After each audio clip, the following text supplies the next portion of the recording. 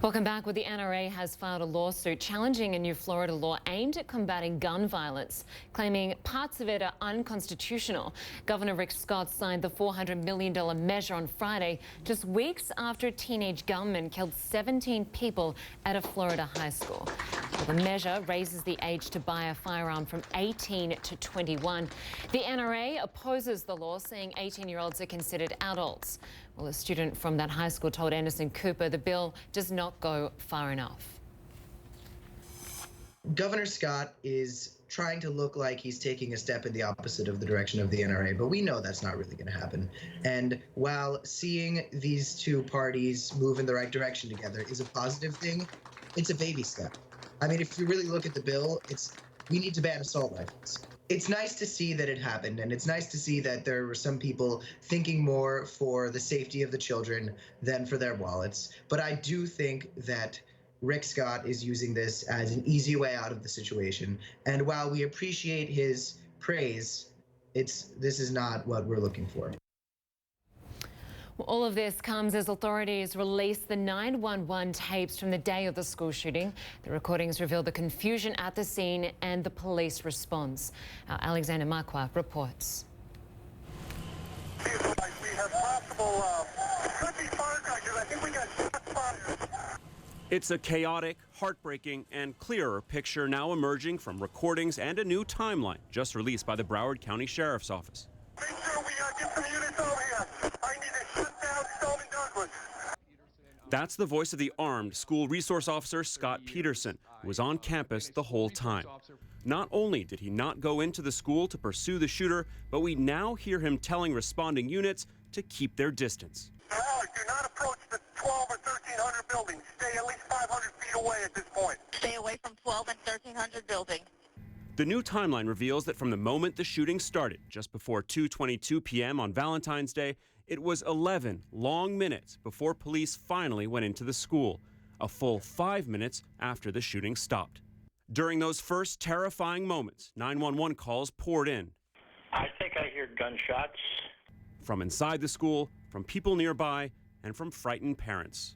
My son called me now that there is shooting in Douglas High School. Douglas High School? Okay, stay on the line for me, okay? Yeah. What city is that in? Parkland, Florida. In another, you can hear a mother trying to comfort her daughter.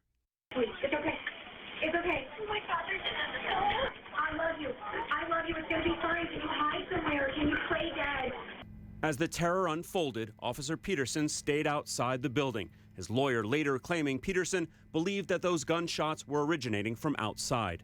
The timeline now clearly shows Peterson telling dispatch it was inside the 1200 building.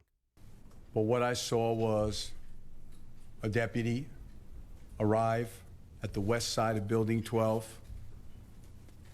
take up a position, and he never went in. Adding to the chaos, there were separate 911 systems used by the Broward County Sheriff's Office and the Coral Springs Police Department, meaning they couldn't communicate with each other. 39, white male, ROTC uniform, burgundy shirt. Last seen in the 3-story building, north parking lot. The police spotted the gunman, but couldn't relay that critical information. Does he know where the shooter is? We don't know, but we're in the building, in front of the 13 building, building 13. These tapes just a fraction of what happened that awful day, a glimpse of the confusion, panic, and tragedy that struck Parkland. That was Alexander Marquardt reporting. Well, soon after the shooting, the voices of surviving students were heard loud and clear. And this week, high school students across the country will also be heard. Organisers of the Women's March on Washington are encouraging students, teachers and their allies to walk out of schools on March 14 to protest gun violence. Organisers say the mission is to put pressure on Congress and to pass gun reform and make schools safer. Well, joining us to discuss the national student movement is Clare. Schexnyder and Royce Mann both are leading the school walkout here in Atlanta. Thank you both for joining us. Firstly, Clare, I want to start with you. You're a mother of a 13-year-old boy. We have seen mass shooting after mass shooting here in the US. Why now are we seeing this call to action, this call for change? Tell us about why you're calling for students to walk out. I think it was the last straw. Seeing the gunshots, the videos of the gunshots actually in the classroom, SWAT teams running in.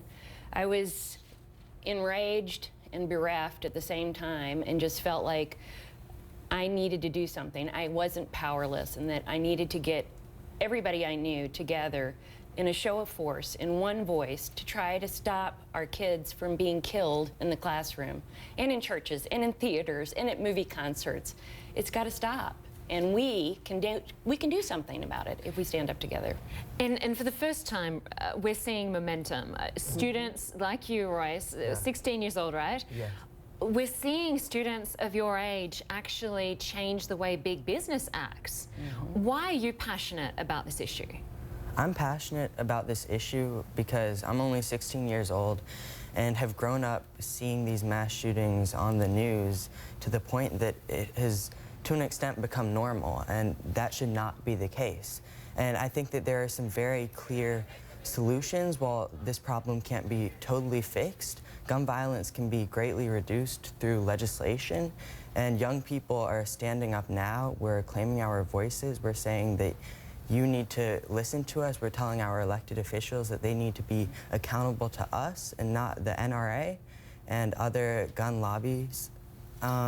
Speaking of the NRA, we saw in Florida, the state there trying to introduce these laws. The NRA now suing the state just for trying to raise the age of firearm purchases from 18 to 21. What do you make of that response, Claire? I think it's just, it's normal progress for the NRA to do that. They you know, planned to do that. They're going to fight every step of the way to not allow us to have gun reform in this country. And I think that we need to stand up as Americans and say our kids are more valuable than our guns, and we have to make that change, and we have to get our lawmakers in step with us, not the NRA. There's no doubt that America has more shootings than any other country, that Americans own more civilian guns than any other country. Almost 50% of the world's civilian guns are in the hands of American civilians. Just give us a sense on what sort of legislation you think needs to be brought into effect here, especially when you consider examples like Australia, where they had a buyback system after the last massacre in 1996, where they bought back civilian weapons. They haven't had a mass shooting since. What legislation do you think would work here, Royce? Yeah, I think the legislation that would work here has already been thought of, has already been introduced in many cases, and so that includes universal background checks, that includes some sort of a ban on assault weapons. There should, we fully believe, myself and the other young people who I'm working with to organize, we believe in the Second Amendment. We believe that people who are responsible should be able to own guns, but they shouldn't be able to own these guns that are clearly just meant for killing. And so, and a lot of these policies also have a lot of public support. I was reading an article, I think it was put out by the Center for American Progress, that says that 91% of Georgians support universal background checks. And so, it seems like a pretty obvious piece of legislation, exactly. Right? We believe in this. The citizens believe in this, so why haven't our elected officials done something? Absolutely. So March 14th is the first protest we'll see. Schools around the country are going to walk out at 10 a.m.